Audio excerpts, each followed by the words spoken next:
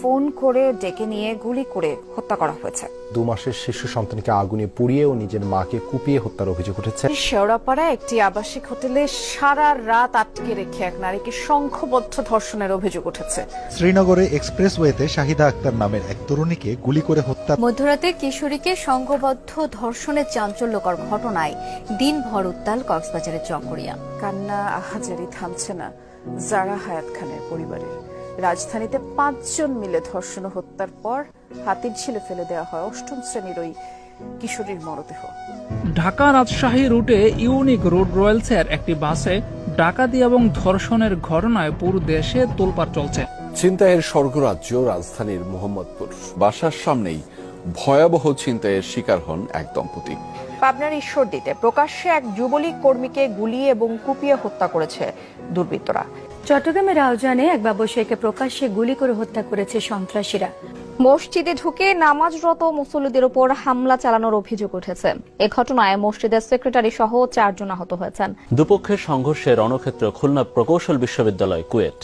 আহত হয়েছেন অর্ধশতাধিক। খুলনা নগরীর তেঁতুলতলা এলাকায় খুলনা বিশ্ববিদ্যালয়ের শিক্ষার্থী অর্ণব কুমার সরকারকে প্রকাশ্যে গুলি করে হত্যা করেছে দুর্বৃত্তরা। চট্টগ্রামের রাউজানের সাবেক ছাত্রদল নেতা পিয়ার মোহাম্মদ চৌধুরী বাবুকে গুলি করেছে দুর্বৃত্তরা। হাত পা বেঁধে ও চোখে মুখে টেপ মরিয়ে নৃশংসভাবে হত্যা করা সেই ব্যক্তি। নরসিংদীতে দুর্বৃত্তদের গুলিতে নিহত হুমায়ুন কবির নামে এক ছাত্রদল কর্মী। মুন্সিগঞ্জের মহাসড়কে গুলিতে নিহত নারী অন্তঃসত্ত্বা ছিলেন।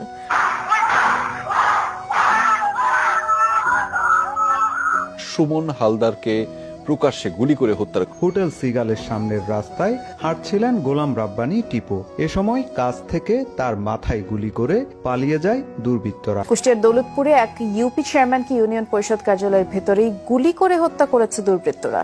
আধিপত্য বিস্তারকে কেন্দ্র করে শান্তা ইসলাম নামে এক নারীকে গুলি করে হত্যা করা হয়েছে। চট্টগ্রামে জোড়া খুনের শিকার 2 বন্ধুর পরিবারে চলছে শোকের মাতম। প্রকাশ্যে গুলি করে আফতাব উদ্দিন তাহসিন এক ছাত্রলীগ কর্মীকে হত্যা করেছে দুর্বৃত্ত। শুধু রাজধানী নয়, ছিনতাই, চাঁদাবাজি, মাদক কারবার বেড়েছে সারা দেশে। রাজধানীর গুলশানে 2 মানি এক্সচেঞ্জ ব্যবসায়ীকে কুপিয়ে বিপুল পরিমাণ অর্থ ছিনতাই করেছে দুর্বৃত্তরা। রংপুরে ক্ষুদ্র ও কুটির শিল্প মেলায় হাউজে খেলায় মফিজ পোলা নিয়ে 2 পক্ষের সংঘর্ষ হয়েছে। স্থানীয়তে ছিনতাইয়ের ঘটনা নতুন নয়, তবে এবার তোরাব থানা এলাকায় এসিড নিক্ষেপ করে ছিনতাইয়ের নতুন ধরন দেখা গেছে।